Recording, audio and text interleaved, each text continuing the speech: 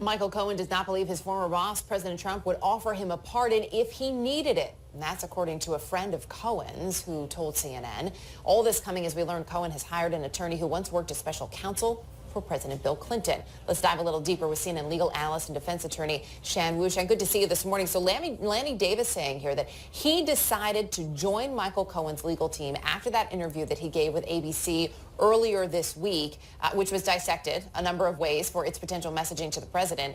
There's also a message in the hiring of Lanny Davis, isn't there? Oh, absolutely, Erica.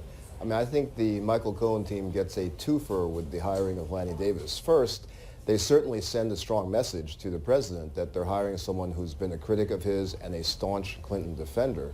But they also get the benefit of the experience of somebody who has obviously worked in a very beleaguered White House in the past, so they may get some good insights into how the Trump team is actually thinking as well. Well, what does it tell you about what the Michael Cohen legal team is thinking?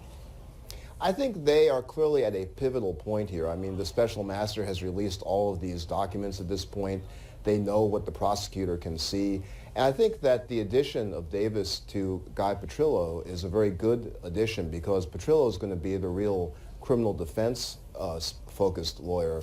And Lanny, who these days is really more of a communications, a crisis specialist, can be the person really focusing on the message. In fact, we may have seen some hints of that in the interview on ABC, which was very carefully controlled for Cohen in terms of what he said. So there might be a little bit of the handiwork of the communications folks already being seen there.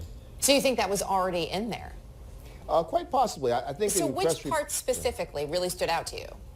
I think his message was very carefully scripted in terms of putting his family, big code word for I'm in trouble, pressured financially, and putting the country first, meaning above the person, meaning the president. I think that was pretty carefully well controlled. That was good messaging.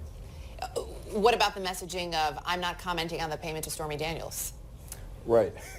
Well, that certainly sends a strong signal that he could comment at some point. And again, it's very important from a criminal defense standpoint that in interviews like that, you want to keep your client from really delving into the facts of the case, which could get him in trouble later.